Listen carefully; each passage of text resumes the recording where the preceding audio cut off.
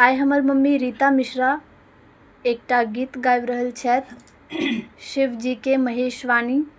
हम अहाँ सब गोटासँ आशा करबै कि अहाँ सब गोटाके पसंद आयत। जय मिथिला, जय मैथिली।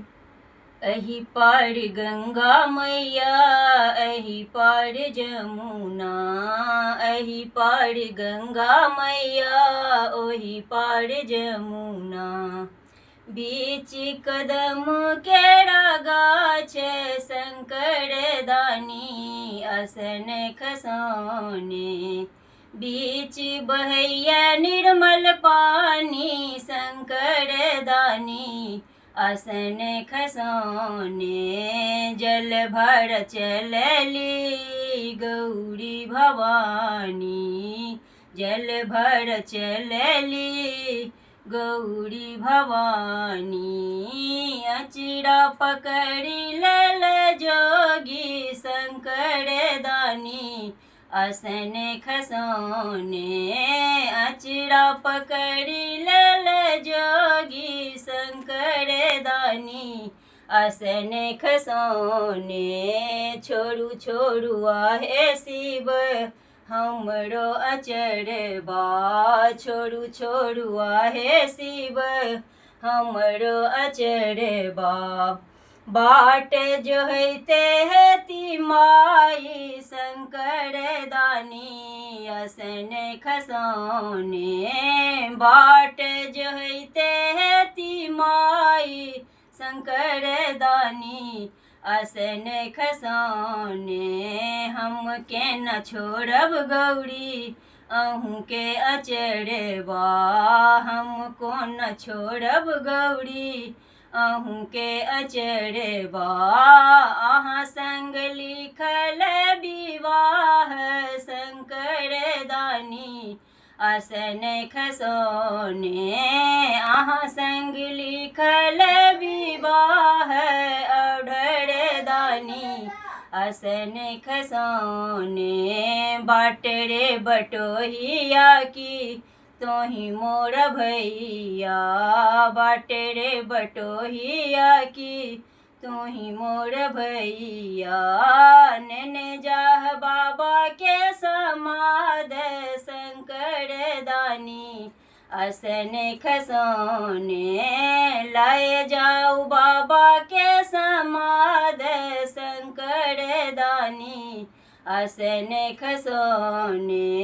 तोहरो बाबाजी के चिन्हियो न जानियो, तोहरो बाबाजी के चिन्हियो न जानियो। कोना लाय जाए बसमाद, शंकर दानी असन खसौने। कोना लाय जाए बसमाद, शंकर दानी असन खसौने। हमरो बाबाजी के ऊँची रे हवेलिया, हमरो बाबाजी के ऊँची रे हवेलिया।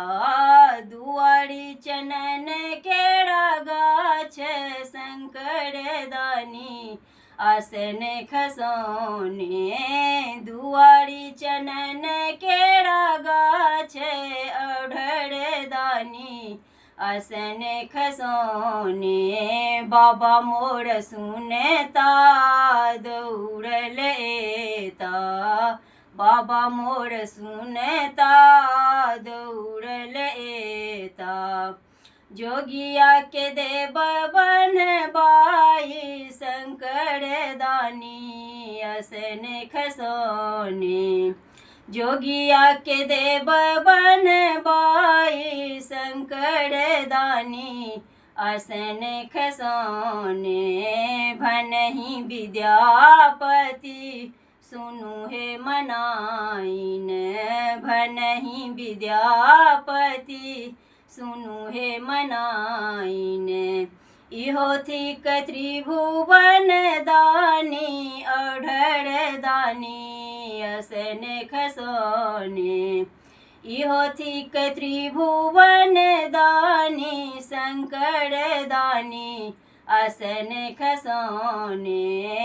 एही पार गंगा मैया ओही पार जमुना, एही पार गंगा मैया ओही पार जमुना।